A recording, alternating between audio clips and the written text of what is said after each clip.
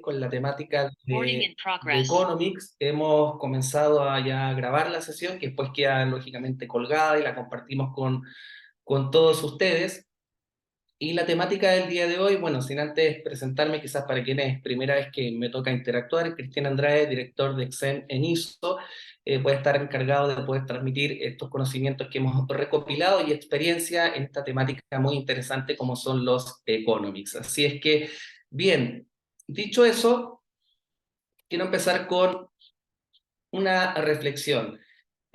A lo largo del conocimiento que vamos adoptando de la gestión de las experiencias, podemos conocer distintos tipos de definiciones más, definiciones menos de lo que es la experiencia, pero en todas, de alguna manera, existen estos tres componentes. Existe el componente donde se habla de interacciones, existe el componente donde se habla de qué es lo que vive, qué es lo que se vive, y también el componente del recuerdo. Esos son los tres ingredientes de alguna manera que se ven en cualquier definición de experiencia que nos ha tocado visualizar. Y detrás de esto hay un componente que es el componente de las emociones. Es decir, detrás de la gestión de las experiencias está también el factor emocional. ¿Y por qué?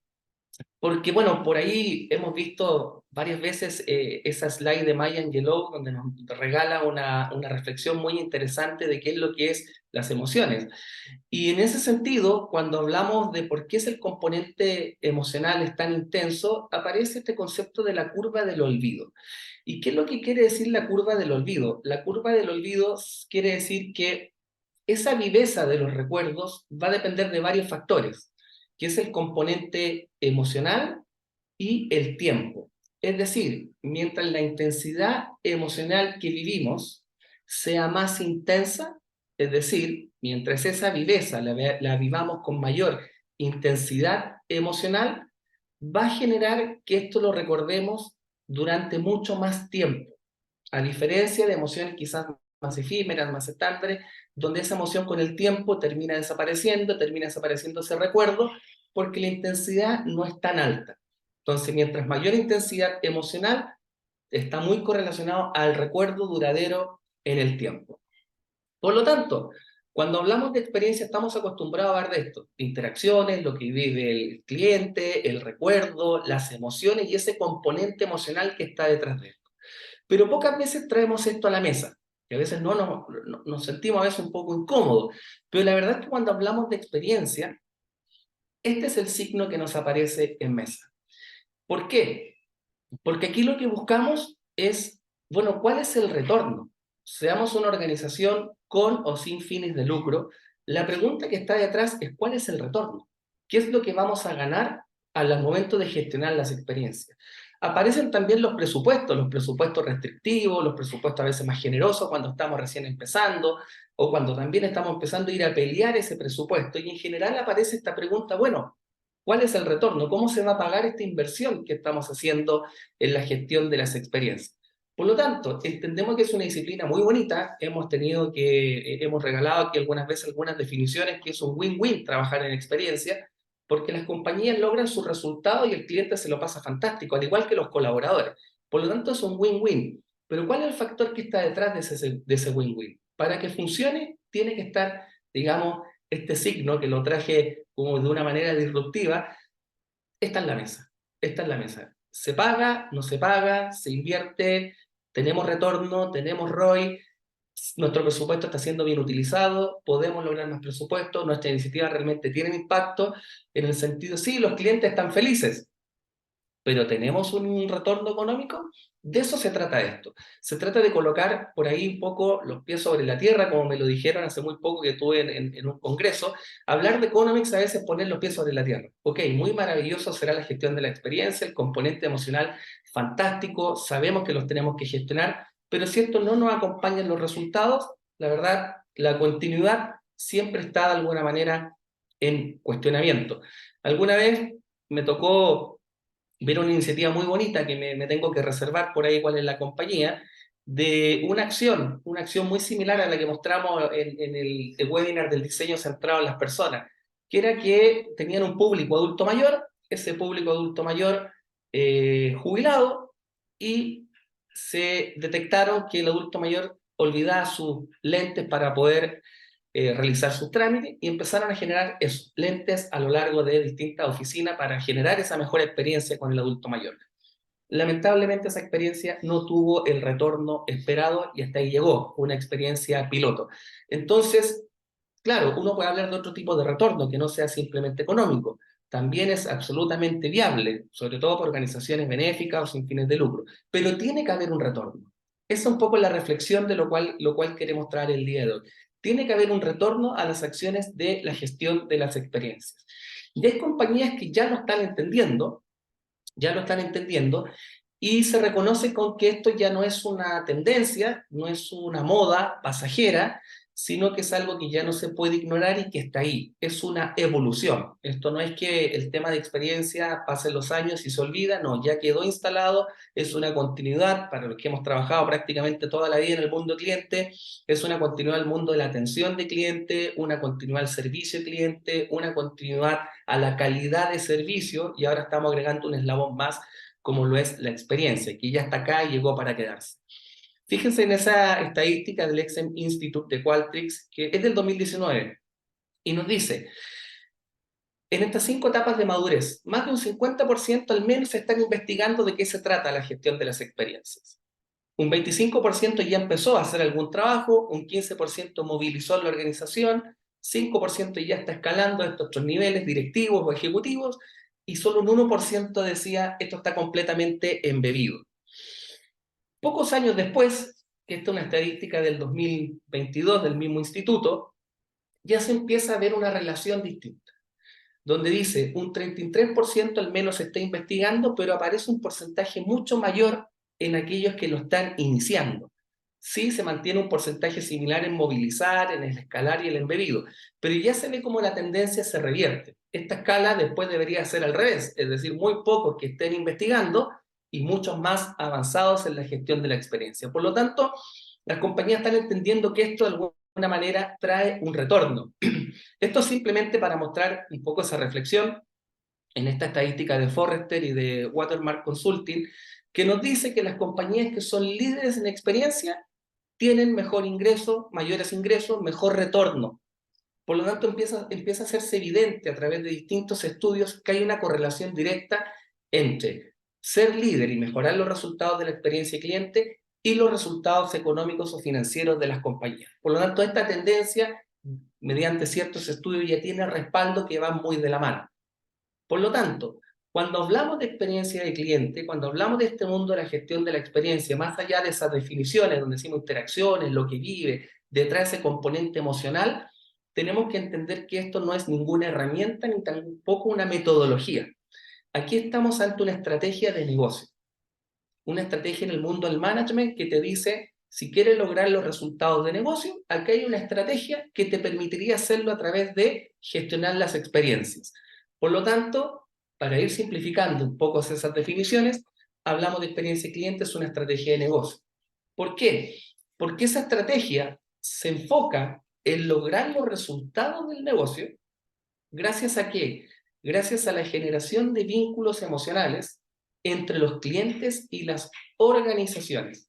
Por lo tanto, ya digo, logremos los resultados que estamos buscando a través de ese vínculo emocional y gestionando las experiencias para generar ese vínculo entre los clientes y las organizaciones. ¿Dónde se ubica esto? Probablemente ya han visto esta cadena de valor innumerables veces cuando lo hemos presentado en ISO. Hay una cadena de valor que dice que la promesa de marca se concreta en las interacciones con los clientes, esas interacciones generan experiencias, las experiencias conforman opiniones, las opiniones construyen reputación y la reputación determina las decisiones de compra de los clientes. ¿Y dónde se ubican estos componentes que hemos estado hablando? Aquí se ubica el concepto emocional. Es decir, la emoción genera el recuerdo. Como lo vimos en esa curva del olvido, mientras más intenso el componente emocional, más duradero es el recuerdo.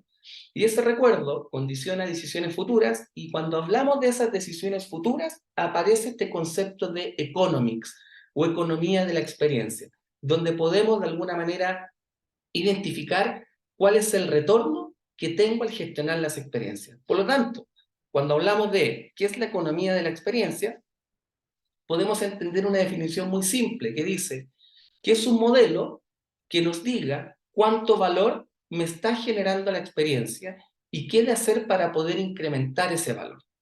Es decir, tengo que tener un modelo que me correlacione esto, que me correlacione la gestión de las experiencias con el valor que yo quiero generar. Puede ser un valor económico, puede ser un valor social, puede ser una organización con o sin fines de lucro, es súper abierto. Lo importante es poder determinar ese retorno. Y podemos tener distintos tipos de experiencias, experiencias excepcionales, experiencias neutras, experiencias detestables, que no son muy buenas experiencias, y de alguna manera tengo que correlacionar ese resultado, que lo conozco a través de distintas escalas de medición, sea la que sea, lo importante es gestionarla, y con eso correlaciono cuánto es el valor que me está generando la experiencia. Entonces, dicho eso, les quiero hablar de 5 principales economics que de alguna manera promovemos gestionar, donde vamos a reconocer ese punto de unión de los comportamientos de los clientes que produzcan como consecuencia de su experiencia alcanzar los resultados de negocio que estamos buscando. Y aparecen 5 principales economics, lógicamente son algunos de referencia, pueden haber otros ad hoc a la institución, ad hoc a la industria, ad hoc al propósito que busque la compañía, pero aquí queremos hablar de los 5 principales. Hablamos de preferencia, es decir, aquellos clientes que te prefieren por una mejor experiencia. Este es uno de los economics más sencillos de obtener y vamos a verlo a través de un ejemplo, a través de un sencillo ejercicio con lo cual podemos identificar rápidamente ese economics en el mundo de la preferencia. Luego tenemos el share of wallet, que es el porcentaje del presupuesto que destina el cliente a tu compañía producto de una mejor experiencia. Por ejemplo, yo distribuyo mi cartera económica en la compra en supermercados, 50% en un supermercado A, 50% en un supermercado B. Hoy día está equitativo. Pues si alguno de ellos empieza a marcar un diferencial, probablemente traslade presupuesto para otro. De eso se trata el share of wallet. Precio premium, que me gusta siempre contarlo de esta manera porque creo que es muy fácil de entenderlo, es ese precio que uno está dispuesto a pagar por una mejor experiencia y lo vivimos la mayoría de nosotros a través de Spotify, que de alguna manera estamos dispuestos a pagar una suscripción para evitar interrupciones y tener otro tipo de beneficios. Hay un precio premium, estoy dispuesto a pagar un poquito más por tener una mejor experiencia. Sobre todo en el mundo de hoy, donde hemos visto en otras ocasiones que hablamos de que hoy día somos personas que buscamos y comparamos experiencias. El cuarto tiene que ver con la recomendación. Si bien la recomendación está muy relacionada a un indicador de experiencia como lo es el NPS, acá lo presentamos como uno de los indicadores de economy, es decir, identificar a aquellas personas, aquellos clientes que lleguen a tu organización producto de una recomendación. Y eso también es un ejercicio muy simple de realizar para poder obtener algunos de los economics. El otro ámbito tiene que ver con la permanencia. Empezar quizás a dejar de hablar de churn o de fuga, sino hablar de permanencia. Ese tiempo que los clientes están dispuestos a permanecer en mi compañía, a permanecer conmigo, porque les ofrezco una mejor experiencia, un valor agregado y se sienten cómodos. Identificar esos años que los clientes están con nosotros. También vamos a ver un ejercicio muy simple, muy sencillo de esto. Y dicho eso, es acá donde vamos a hablar de algunos ejercicios. Una de las principales metas que nos hemos puesto al realizar este webinar no es llenarnos de grandes definiciones, no es llenarnos de datos de mucha complejidad, sino poder entregar a través de simples ejercicios que se puedan llevar a sus compañías un cálculo sencillo de economics para poder empezar ya a identificar ese retorno. Eso es lo que queremos y es lo que queremos de alguna manera transmitir con estos muy sencillos ejercicios. Vamos a concentrarnos en este economics, es el economics de preferencia. Y vamos a hacer el siguiente ejercicio. De hecho, lo pueden hacer ustedes casi con datos que puedan tener muy frescos. Es muy sencillo, un ejercicio de 3 pasos. Primero, pregúntale a un nuevo cliente por qué te prefiere. ¿Ok? Dale opciones y pregúntale por qué te prefiere. ¿Te prefiere por precio? ¿Te prefiere por la calidad del producto? ¿Por el prestigio de marca? ¿O que te prefiera por la promesa de una mejor experiencia? Con ese dato, tú ya lo aíslas y dices, ok, aquí tengo todos los clientes, entraron 100 clientes en el mes, tengo 25 que entraron porque dicen que me eligieron por una mejor experiencia. Y ya tengo un Q. Tengo un Q de 25 clientes que me dijeron que me preferían por una mejor experiencia. ¿Ok? Ya tengo ese Q. Segundo, hazle una marca y síguele la pista, ¿ya? Entonces, si te dice que es por una mejor experiencia, le sigues la pista y empiezas a ver su comportamiento de compra, cómo se comporta con tu compañía. Y ya tienes el P, tienes el valor que te aporta el cliente en términos económicos. Por lo tanto, tenemos un Q de 25 clientes y tenemos un P en términos de comportamiento de compra. Y después hacemos el resultado de un P por Q. Muy sencillo. Ingresos de por qué te han preferido para tener una mejor experiencia. Es decir, esos 25 clientes te aportó un valor económico y ese valor económico te llegó porque te eligió de alguna manera, te prefirió por vivir una mejor experiencia. Vamos con otro. Recomendación. Es muy similar. También a ese mismo cliente, cuando llegue, a ese nuevo cliente le vamos a preguntar si llegó recomendado o no. Porque claro, el cliente probablemente nadie lo recomendó y llegó a tu compañía, o quizás alguien lo recomendó y por eso está ahí, por eso ha tomado contacto. Y tenemos ese Q, la cantidad de clientes que llegaron recomendados. Por lo tanto, si es sí, es decir, si llegó recomendado, nuevamente, le seguimos la pista y seguimos ese comportamiento de compra. Es decir, llegó recomendado, de esos 100 nuevos que llegaron 50 recomendados y de alguna manera empiezo a seguirle la pista, lo dejo marcado, de cuál es ese comportamiento de compra. Hay que tener a veces un poquito de paciencia, pero ir identificando el dato ya de alguna manera va a permitir que te vayan cayendo datos interesantes en términos financieros. Entonces ya tenemos un Q y ya tenemos un P. Seguimos. Entonces, ¿cuál sería el resultado? P por Q, tenemos ingresos producto de la recomendación de una mejor experiencia. Es decir, estos ingresos me llegaron porque alguien me recomendó.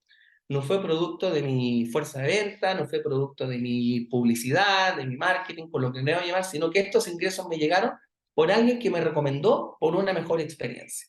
Entonces ahí también tenemos un segundo ejercicio de cómo podemos llegar a calcular economics de una manera sencilla y rápida a través de la preferencia y a través de la recomendación. Seguimos. Aquí lo vamos a complejizar un poquito más. Aquí estamos en el economics de permanencia. Y aquí lo vamos a correlacionar con uno de los indicadores, digamos, referentes en el mundo de la gestión de las experiencias, que es el NPS, donde independiente de la nota que me nos coloquen, vamos a identificar aquellos clientes que son promotores, aquellos que son detractores y otros que son neutros. Y correlacionamos. ¿Cómo correlacionamos esa información? Tengo, por ejemplo, acá todos los clientes que de alguna manera marcaron una nota de detractor, clientes que marcaron una nota a nivel neutro y otros clientes que marcaron una nota a nivel de promotores. Y lo correlaciono con esta pregunta de permanencia. Aquí al cliente le estamos preguntando su intención de permanencia. Por lo tanto, nos pueden decir que van a permanecer menos de un año, entre 1 a 3 años, 3 a 5 años, 5 a 10 años o más de 10 años. Y correlacionamos el resultado. Por lo tanto, ¿cómo lo leemos? Tenemos detractores que nos dicen casi un 40% que estaría menos de un año en la compañía. Luego hay otro grupo de neutros. Los neutros me dicen entre casi un 4%, menos de un año. Le agregamos un 18% que nos dicen entre 1 a 3 años. Y también hay promotores. O sea, hay algún cliente por el que puede ser muy promotor, pero quizá anda buscando precio y dice que menos de un año de alguna manera se proyecta, que está contento, pero quizá de alguna manera igual no se proyecta tanto porque siempre anda buscando el beneficio. Es válido. Aquí también tenemos un porcentaje de ese tipo. Entonces, ¿qué empezamos a identificar acá en términos de economics? Porque estos clientes a quienes les hicimos la pregunta tienen un valor. Recuerdan, tienen un valor, tienen un P. De alguna manera tienen un valor en la compañía. ¿Cuánto ingreso me genera? Su ticket promedio, la valorización que nosotros queramos tener. Y lo identifico. Y de alguna manera puedo seleccionar ese grupo de clientes que me dicen entre menos de un año y entre 1 a 3 años, identificarlos y conocer ese valor. Que yo puedo llegar a identificar que tengo un negocio en riesgo, equivalente a un 30, casi un 35% de 2.200 y tantos millones de euros. Este es un ejercicio que está basado en un caso real. Entonces, ¿qué es lo que nos dice aquí? Hay negocio en riesgo. porque hay clientes entre detractores, neutros y promotores que me están diciendo que en el corto plazo se quieren ir, no permanecerían dentro de la compañía. A contraposición, también podemos entender aquellos clientes que nos dicen voy a estar más de 10 años contigo, independiente que sea un detractor porque quizás no tengo otra, neutro o promotor. Y aquí nosotros podemos reconocer que el 41% alrededor es un negocio estable, equivalente a 2.600 y algo millones de euros. Por lo tanto, aquí hacemos otro ejercicio de economics un poco más complejo, donde correlaciono un resultado de indicador de experiencia como el NPS, veo la intención de permanencia de mis clientes que tienen un valor dentro de la compañía, correlaciono los resultados y puedo llegar a entender esto que está acá. El valor de permanencia que puede llegar a tener un cliente con un negocio en riesgo o con un negocio estable. Seguimos. Entonces, ¿qué necesitamos para esto? Necesitamos un modelo que nos diga cuánto dinero me está generando la experiencia del cliente y qué de hacer para incrementar ese valor. Y en este modelo tenemos un modelo tanto intencional, que es intencional, que está basado en las intenciones de los clientes. No quiere decir que lo vayan a concretar, en las intenciones de los clientes. Y también este modelo dice que hay otro real, que es con data real del comportamiento ejecutado por los clientes. En los ejes verticales tenemos que información que es de mercado e información propia de la compañía. Por lo tanto, en este cuadrante podemos ver 4 tipos de modelos sobre el cual nosotros podemos anclarnos o podemos de alguna manera tomar nuestra gestión de la experiencia para ir mostrando el valor que genera. Puedo tener un modelo intencional con datos de estudios sectoriales y también puedo tener un modelo real con datos de mercado. Puedo tener, por otro lado, un modelo real con datos de mis clientes, es decir, ya está dato concreto ejecutado, y también un modelo intencional con datos de mis clientes, es decir, intenciones de los clientes, pero ya tengo un modelo, de alguna manera, asociado a las intenciones de mis clientes con mis datos. Y vamos a desglosar cada uno de estos cuadrantes para ver qué nos dice cada uno de ellos. Nos vamos a situar acá.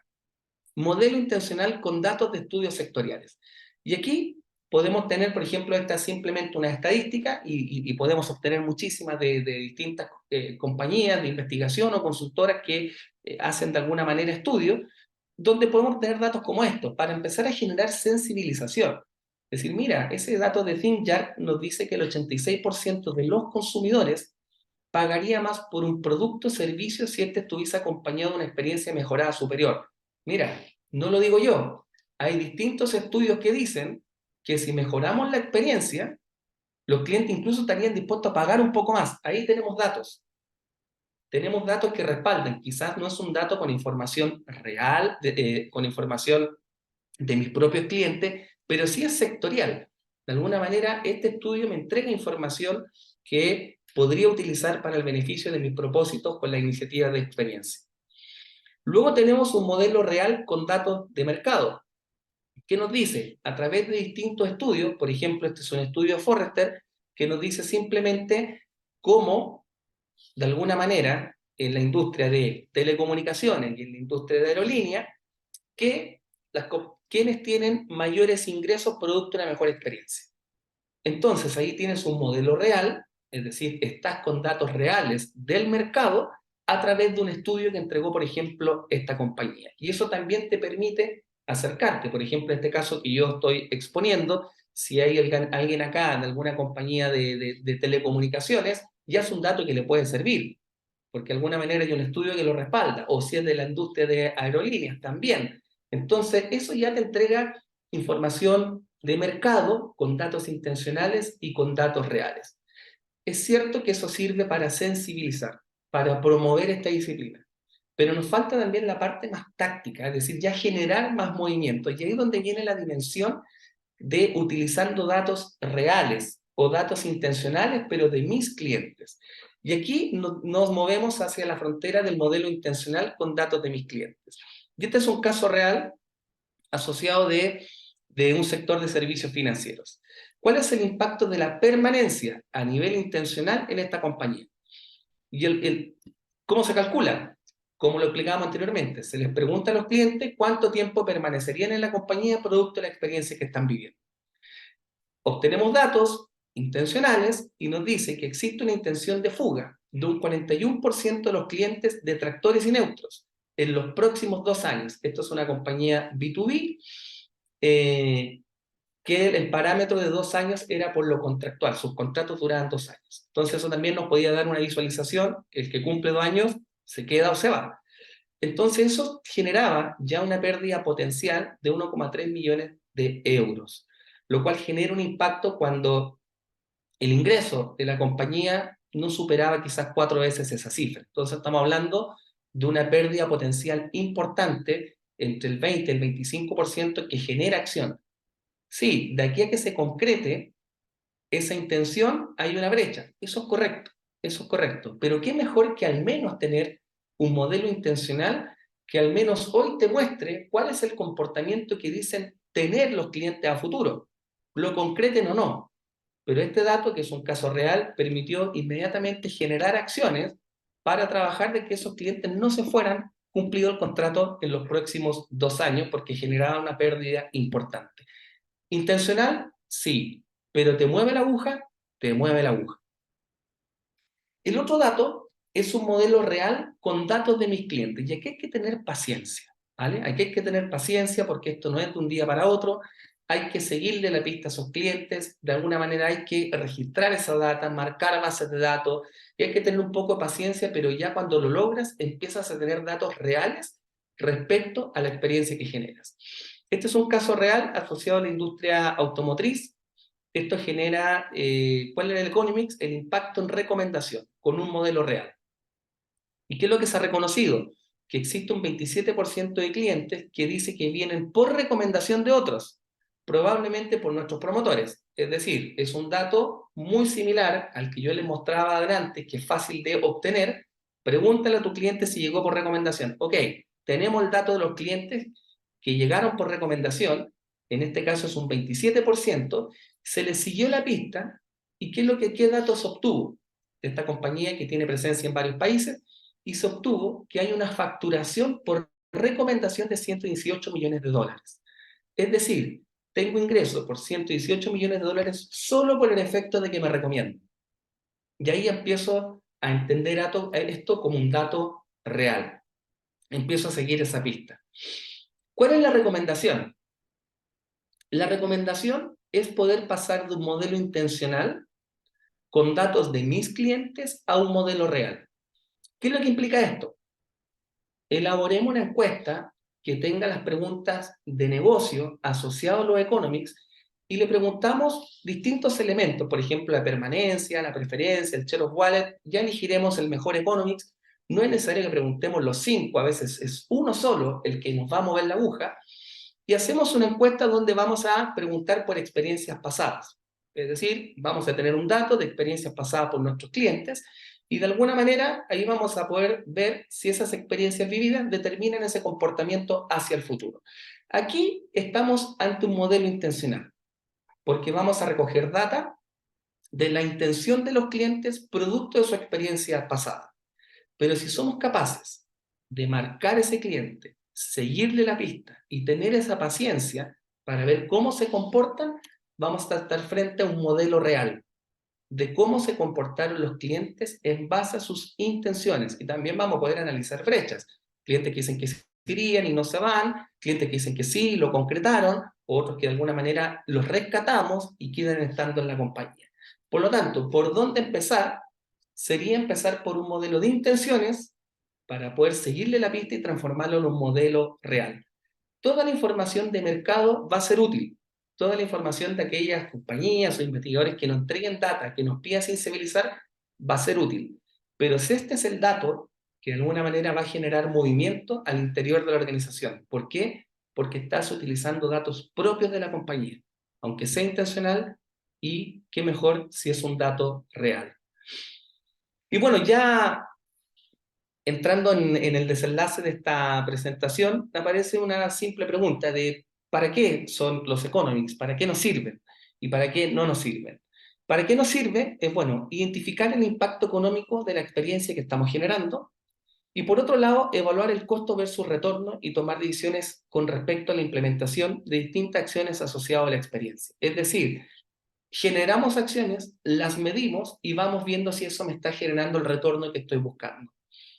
¿Para qué nos sirve?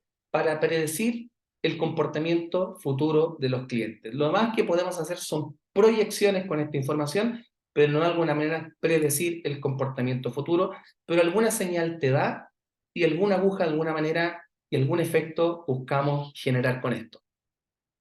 ¿Qué necesitamos para poder hacer esto posible? Primero, tener una profunda comprensión de los clientes.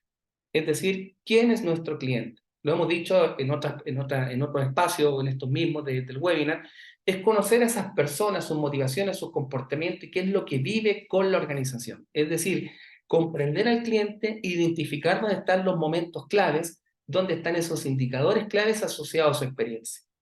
Eso te va a llevar a un programa de medición, a un programa OC, donde de alguna manera vamos midiendo transacciones, vamos midiendo la relación y agregamos un indicador de experiencia que ya seleccionaremos. Y con esto vamos a poder generar esa analítica de cliente, de negocio, en base a sus comportamientos que son los denominados economics. Y siempre aparece una pregunta, ¿cuál sería una buena métrica? Bueno, la buena métrica tiene que ser un punto de unión que responda a distintos aspectos. En este caso son 4. Esto es que sea accionable, es decir, que está claro por toda la organización el origen del problema, las acciones necesarias, cuando la métrica sube o baja o se mantiene fuera del objetivo. Por lo tanto, tiene que ser una métrica que realmente sea accionable, no medir algo que no vamos a poder accionar. O sea, medir dónde está el origen de las problemáticas, de las acciones y estar atento a ese objetivo accionable. Luego, una interpretación compartida, de común por parte de la organización, que todas las personas de esta reconocen qué significa la métrica. Es decir, ya no tengo que explicarla porque todos saben de qué va esto. Métrica asequible y datos confiables. Eso es súper importante también, que los datos de alguna manera que se adquieren, se procesan y se muestran son confiables, asequibles por todo el mundo de la organización. Es decir, de alguna vez socializar estos resultados con transparencia para que esa métrica de alguna manera no tenga interpretaciones o dudas. Por eso también hablamos de métrica asequible y confiable. Cuarto, transparente y fácil de calcular. Así como les mostrábamos ahora, de esta manera podemos calcular algunos economics, también mostrar el método. Esto se calculó de esta manera y este es el resultado. Con eso vamos a buscar una métrica perfecta. ¿Perfecta en qué sentido? Que la conoce la organización, es transparente, el método es conocido y accionable con respecto a las acciones. Y así ya estamos llegando hacia el final de este webinar, cumpliendo con nuestra promesa de hacer algo más liviano y muy atento a las preguntas que puedan surgir, que ya las veo por ahí en el chat y en la sección de preguntas y respuestas. Les quiero mostrar una fórmula, que es una fórmula que no tiene resultado, ¿vale? Es una fórmula también testimonial, pero que entrega las piezas que tiene que tener en cuenta a la hora de pensar si realmente nuestra estrategia de experiencia está diseñada correctamente. Y esta es la siguiente fórmula. Está la I, es decir, identificar aquellas interacciones, identificar las nuevas interacciones, las que estamos rediseñando, las que estamos haciendo cambio. Eso, de alguna manera, por el conocimiento del cliente. Es decir, estoy elaborando una estrategia donde estoy diseñando, rediseñando nuevas interacciones en base al conocimiento del cliente y ver si esa fórmula de alguna manera está generando impacto en los economics o en los resultados de valor que está buscando la organización. Bueno, y sin más, ya vamos a dar paso al módulo de preguntas y respuestas para ver qué dudas o consultas tienen ustedes con respecto a esta disciplina. Bien, vamos a empezar por el chat, que veo un globito de 4. Vamos a ver qué nos dice.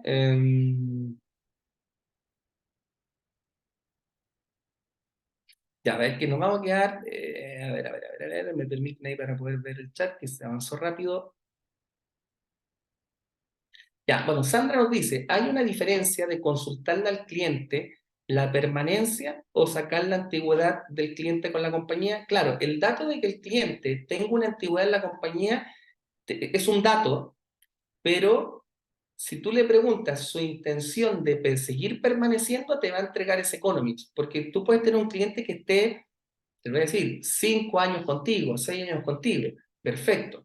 Pero puede que el cliente, en su experiencia, lo voy a colocar en el peor escenario, te diga que si dependiera de él, se iría de la compañía. Por lo tanto, estamos teniendo dos resultados. Es decir, es un cliente que lleva años con nosotros, pero no está contento. O sea, si aparece un competidor, se iría de inmediato. Y ahí ya estás teniendo una intención versus quizás la realidad. La realidad te dice que el cliente permanece, no está contento, y eso también te tiene que levantar algunas luces, porque si aparece un competidor o un nuevo servicio, es un cliente que podría llegar a perder. Esa es un poco la diferencia ahí, Sandra. Bueno, ahí Enrique de alguna manera refuerza la idea y seguimos. Tatiana dice, ¿qué opinión tienen sobre costo o servicio por cliente? Si se reduce el costo, ¿se podría ver como economics? Bueno, de alguna manera, si la estrategia es reducir costos sin sacrificar la experiencia, sí se puede ver como economics. Es decir, estamos realizando menos gastos y estamos generando una experiencia positiva en el cliente, también se puede traducir como un economics totalmente, Tatiana. A ver, ¿qué más? Aquí se incorporó recién la pregunta de Daniel. Daniel dice, de acuerdo con lo expuesto, ¿tienes algunas métricas de manera directa que puedan relacionar con la definición de estos KPI directamente? Bueno, las métricas, Daniel, son si estoy entendiendo bien tu pregunta, las métricas de alguna manera son las presentadas, ¿ya? Esas son métricas de alguna manera directas que puedes correlacionar estos KPI. Es decir, el hecho de identificar si los clientes te recomiendan, identificar si los clientes te prefieren, identificar si los clientes están gastando más porcentaje de su presupuesto contigo, identificar que los clientes permanecen más, y todo esto correlacionado con la gestión de la experiencia, que es lo que nos conlleva, ahí tienes métricas de alguna manera real. No sé si te refieres a eso o casos reales, que ya eso lo podríamos compartir en otro espacio, más allá de los ejemplos que acá podemos mencionar.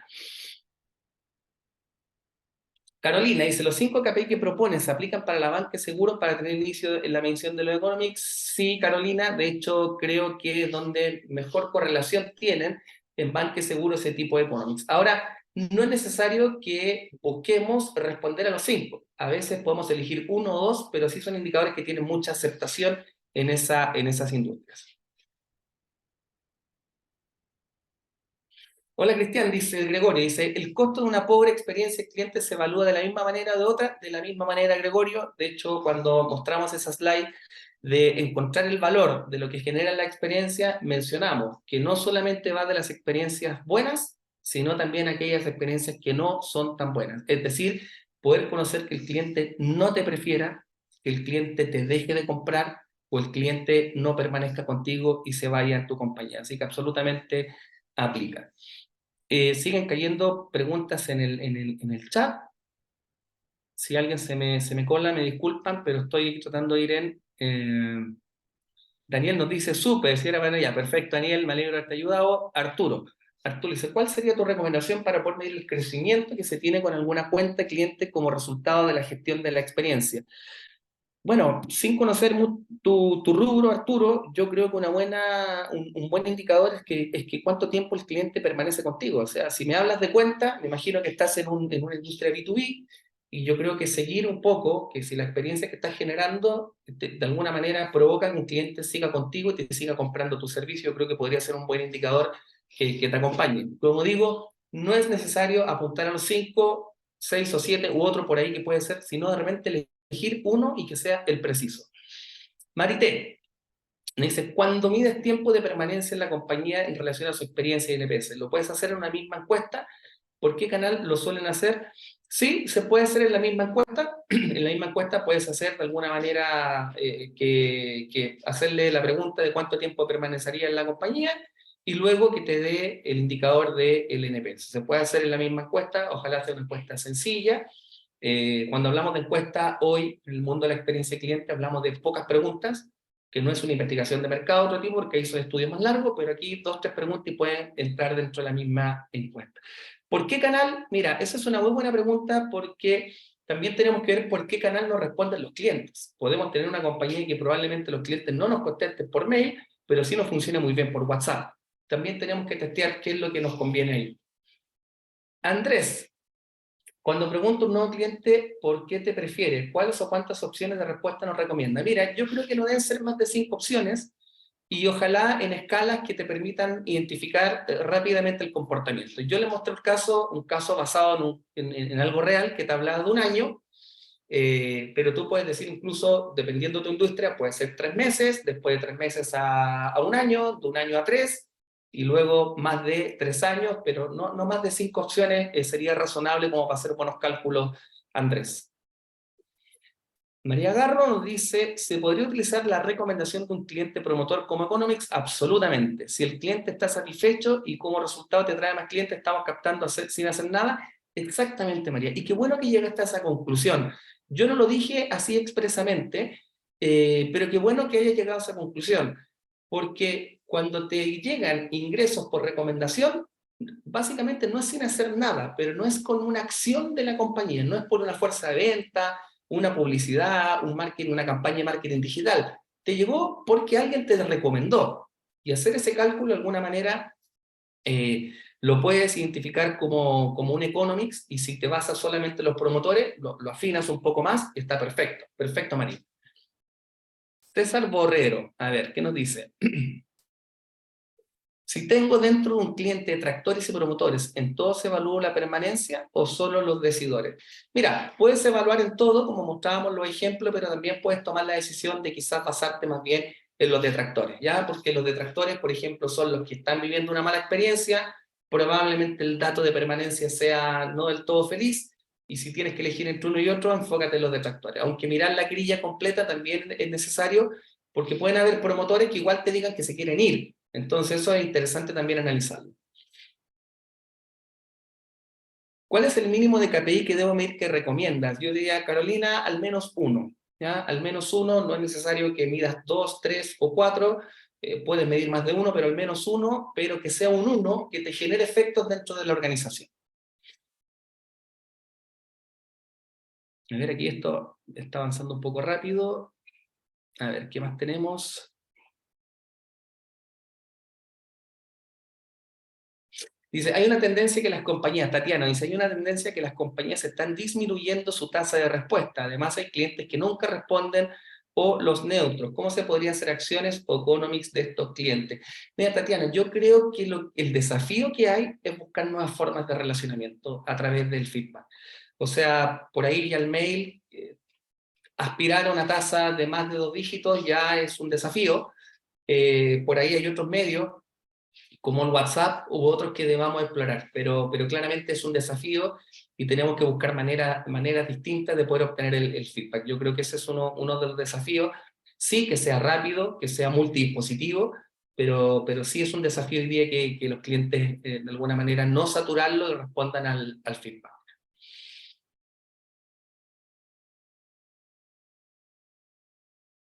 A ver, Marina dice, ¿el análisis economics para clientes B2C pueden ser los mismos para B2B o cómo se podría diferenciar dicho análisis? Buena pregunta, fíjate que los economics que mostré era de ambas industrias, de B2C y B2B, aplican totalmente. Yo creo que el de permanencia, el de preferencia o recomendación aplican fundamentalmente en esto. Yo creo que incluso en un B2B, el economics este de precio premium también aplica bastante. ¿Por qué? Porque a veces las compañías B2B necesitan un nivel de exigencia, sentirse mejor atendido, más al día, y yo creo que pueden estar dispuestos a pagar un poco más. Entonces, aplican totalmente los economics. A ver, tenemos muchísimas preguntas. Como digo, me excusan si es que no me pasa alguna por ahí dando vuelta. A ver, Cristian nos dice, ¿qué recomiendas para mirar económicos en el sector inmobiliario, donde muchos clientes únicamente hacen una sola compra en su vida? Caso de apartamento. Por ejemplo, en esa industria, en la industria es el dato de la recomendación.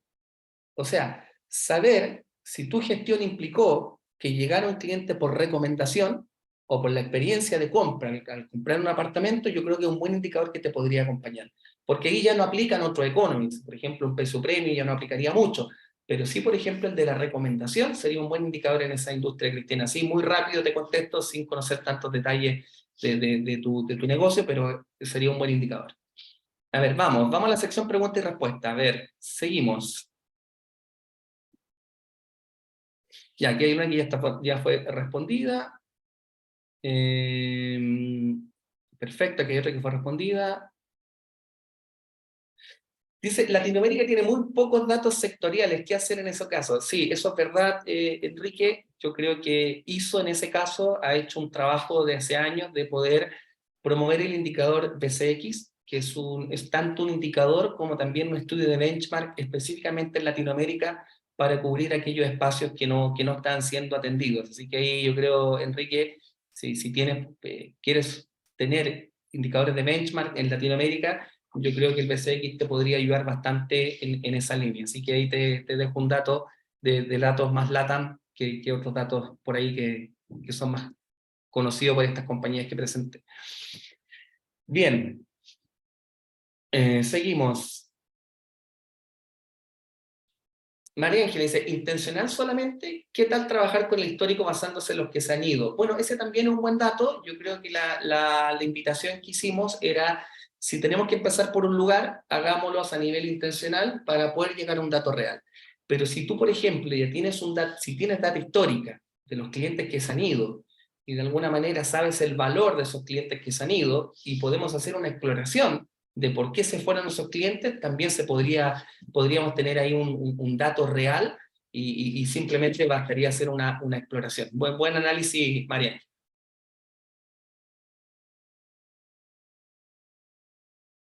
Esta también la respondimos, perfecto.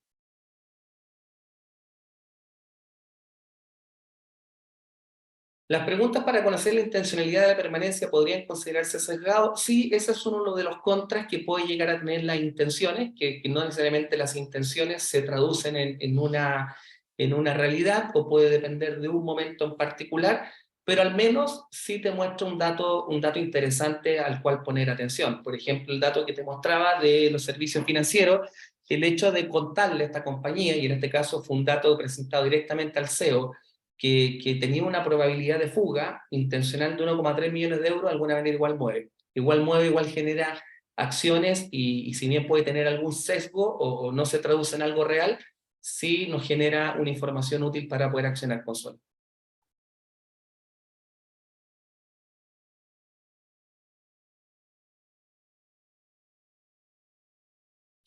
Dice, entiendo el valor de las preguntas a los clientes, lo dice Lilian, pero podrían ser muchas. Ya lograr que respondan llamadas cuesta. ¿Qué recomienda para obtener esta información de mejor manera? Bueno, un poco lo que ya hemos venido diciendo. Yo creo que sí tenemos las compañías un desafío en mejorar los métodos, en mejorar los canales, en mejorar también los instrumentos, que no tienen que ser 50 preguntas, tampoco saturar a los clientes. Entonces, toda esa conjugación de fórmulas quizás... a ciertos clientes, preguntar cada cierto tiempo, pocas preguntas, no saturar, y eso responde a la definición de una de las claves que mencioné hacia el final, de tener un correcto programa de voz del cliente, que de alguna manera busca asegurarnos de tener respuesta, porque claramente es un desafío hoy día obtener ese feedback.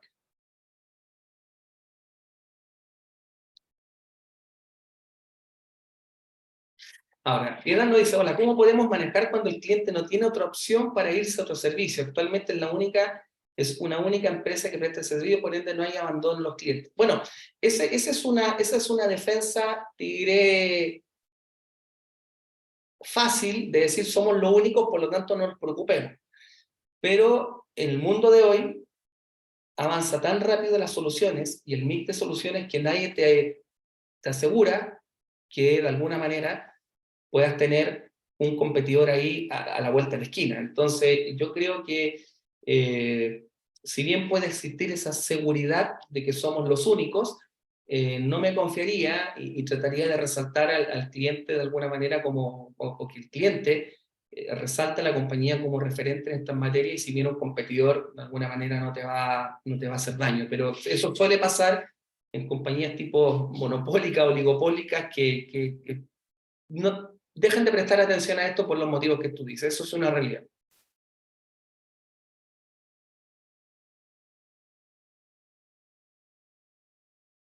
Aquí Juana nos hace la siguiente pregunta. Dice, ¿recomienda llevar un cuadro de mando integral con métricas económicas de acuerdo con la estrategia de la empresa en su planeación y cruzarlos con las métricas de CX con el fin de tangibilizar la labor de experiencia cliente? Totalmente. Totalmente, totalmente. De hecho, la consecuencia de la charla que dimos el día de hoy era hacer esa reflexión en términos de, ok, hago esto, tengo que tener un cuadro de mando, alinear con la estrategia, absolutamente, y mezclar esas métricas. Es decir, si tenemos una estrategia que dice que queremos ser innovadores, y los clientes no nos reconocen como innovadores, y por ende la experiencia no está aportando, estás correlacionando que la estrategia no tiene nada que ver con la realidad. Y eso es muy bueno llevarlo en términos de un cuadro de mano.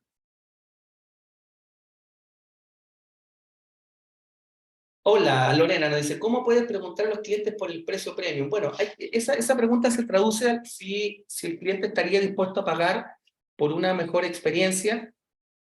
Por ejemplo, se lo puedes correlacionar a la atención, al producto, etcétera. Entonces, es una pregunta que es muy interesante esa pregunta porque en general, de todo lo que me ha tocado ver, los clientes generalmente dicen que sí, sí estarían dispuestos a pagar por una mejor experiencia. Ahora, es cuánto más.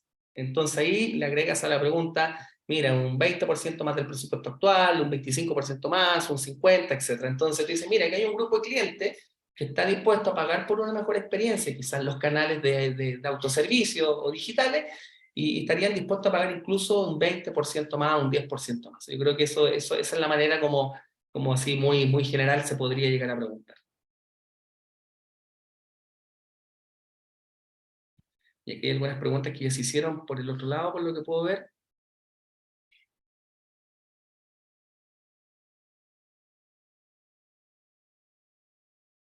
Dice Mauricio, para iniciar el ejercicio, ¿es posible trabajar con el Lifetime Value? Sí, también, absolutamente. Eso también es un dato interesante si ya tenemos ese dato al interior de la organización. Absolutamente. Me quedé un poco en silencio porque hay algunas preguntas que ya le hemos respondido y las voy marcando.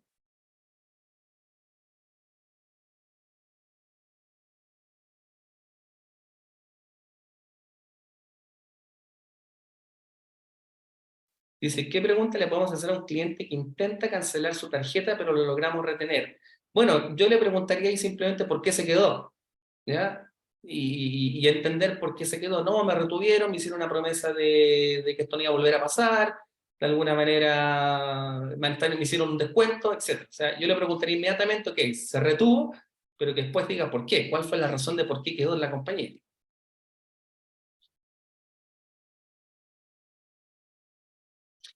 Mauricio dice, ¿qué criterios deberíamos tomar en cuenta para seleccionar o priorizar un canal en una empresa que tiene varios canales de atención cuando no se tiene lograda la omnicanalidad? Uf, esa es una interesante pregunta porque, bueno, yo creo que el desafío es ir a esa omnicanalidad. Hoy día tenemos muchos canales abiertos, la multicanalidad, pero claramente no están conversando entre sí.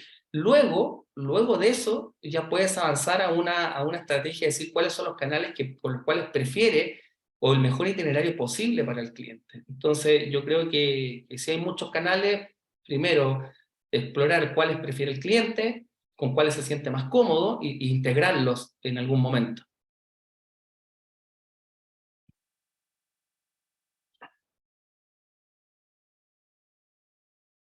Dice, ¿cómo se puede medir en cuánto participa cada área de la compañía en la mejora de la experiencia? Bueno, ahí Jenny, eso es una visión muy interna, pero yo creo que el trabajo mancomunado de las distintas áreas, de alguna manera, tiene que quedar en registro, en algún lugar, que esa acción eh, tiene no relación solamente con el área de experiencia, que a veces se dice, el área de experiencia es la responsable. No, aquí son todos responsables. El área de experiencia articula. Entonces, eso ya son otro tipo de métricas que no tienen que ver con el economic, Jenny, pero yo creo que quiere significar cuál es el aporte interno a que hayamos mejorado la experiencia. Yo creo que tiene que ver más con variables de corte organizacional, el identificar esa variable. Ahí creo que ya me quedo un poco corto en poder ayudarte con esa pregunta.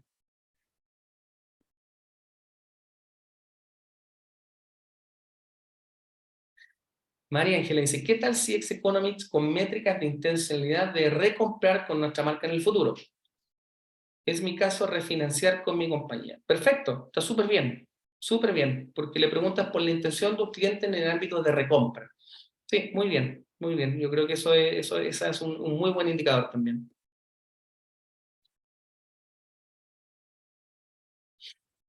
Dice, ¿estas métricas valdrían para un servicio no recurrente, una sola compra? Sí, en ese caso, por ejemplo, muy parecido al del mundo de la inmobiliaria, una de las métricas que puede ayudar es la recomendación.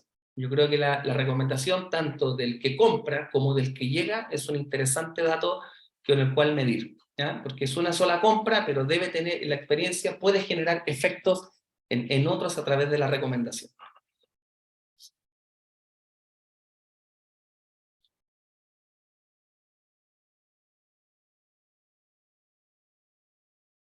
Ya, esta también creo que ya la hemos contestado.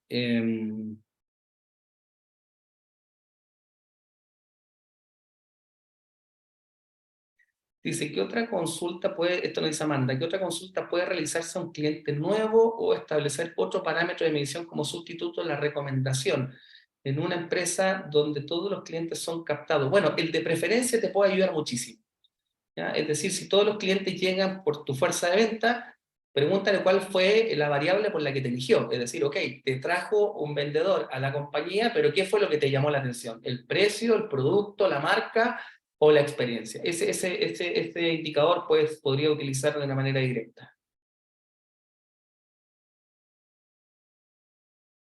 Aquí Cristian Morales nos hace una pregunta muy interesante. Dice, ¿es recomendable premiar o incentivar con regalos para crecer la tasa de respuesta? Mira, Cristian, yo no sé si existe una respuesta así, pero certera a eso, pero yo te voy a dar mi opinión, ¿ya? A mí personalmente no me gusta ese incentivo, porque podría llegar a generar un sesgo, ¿ya? Podemos compartir o no compartir lo que estoy diciendo, pero a mí en general creo que mientras más genuino y espontáneo sea el feedback, mejor. No depender de un regalo con alguien que probablemente solo por participar o llevarse un premio te pone cualquier nota. ¿Ya? Ahí te doy una respuesta ahí muy personal con el argumento que te estoy diciendo respecto al tema de premiar por respuestas.